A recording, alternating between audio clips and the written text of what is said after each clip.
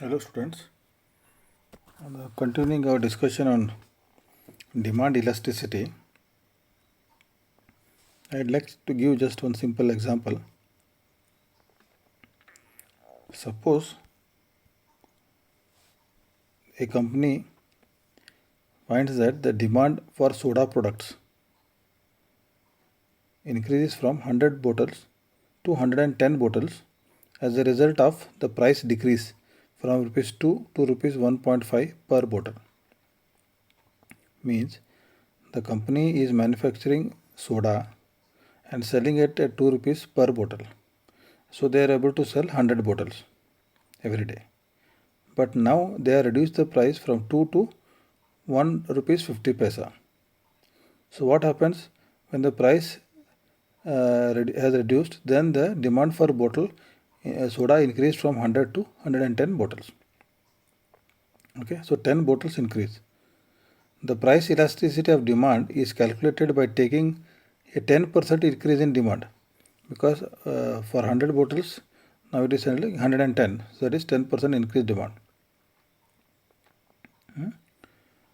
and dividing it by 25% decrease in the price.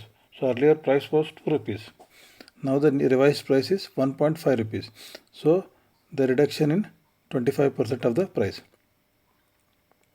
So how you calculate this now? You calculate 100, 110 minus 100 is equal to 10.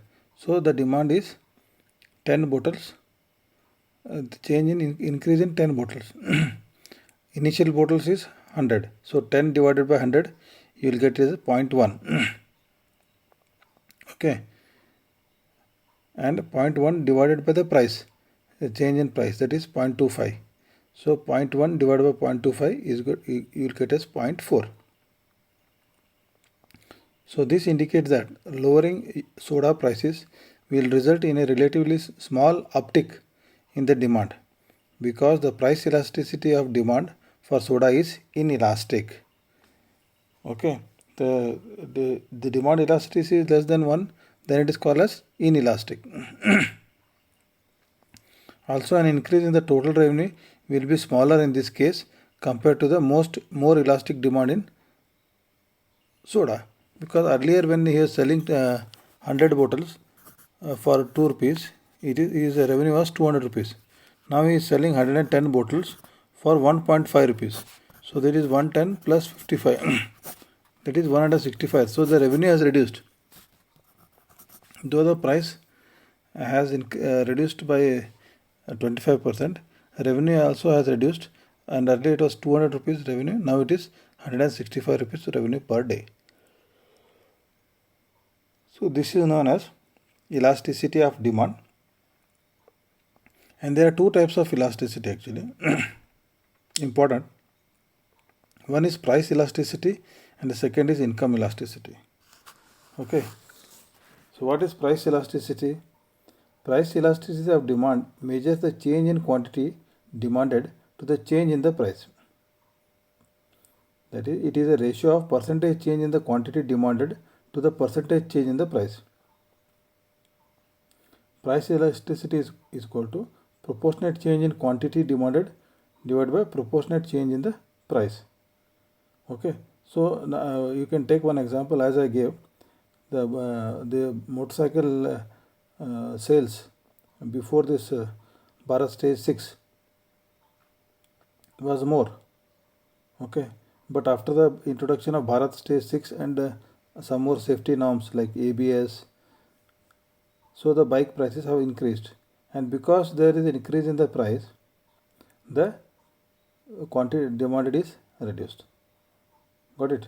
So here these are the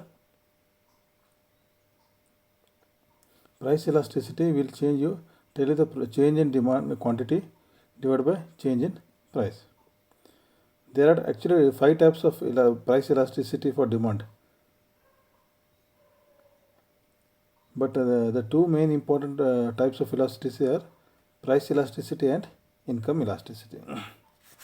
Okay. Now, income elasticity we had discussed regarding this COVID case. Income elasticity of demand shows that change in the quantity demanded as a result of change in consumers' income. Again, taking the corona situation, there is a reduction in the income of the consumers. Definitely, the demand also reduces. Okay, so the income elasticity of demand may be stated in the form of formula.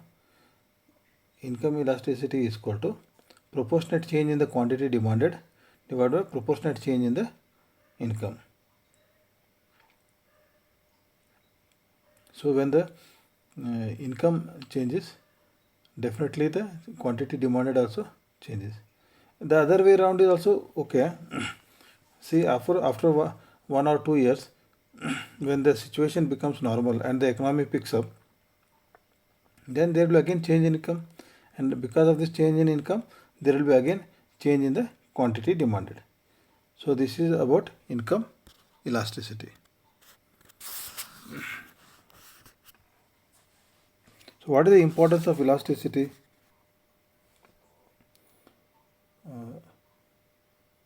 The concept of elasticity of demand is much of practical importance. Why? Because it determines the production. So producers like automobile manufacturers now, for in one example, generally decide their production level on the basis of demand for their product. Hence, elasticity of demand helps to fix the level of output. Second, price fixation.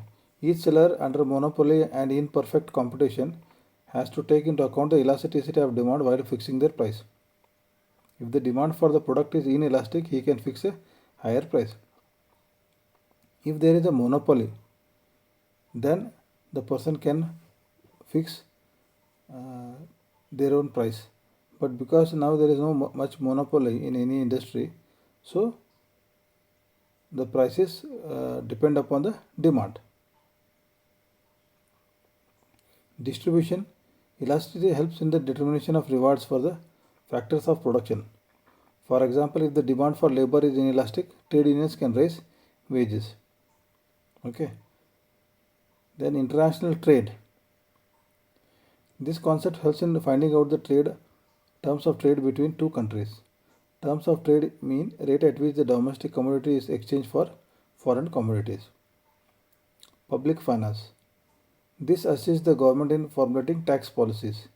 In order to impose tax on commodity, the government should take into consideration the demand elasticity. And nationalization.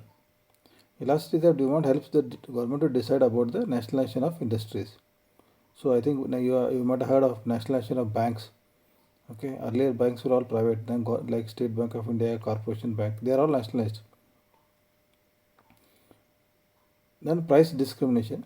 The manufacturer can fix a higher price for a product which has inelastic demand and lower price for a product which has elastic demand. So elastic means, as we have discussed, if because of the change in income or change in price, the demand changes, then it will call it as elastic. But if there is no change, then it is called inelastic.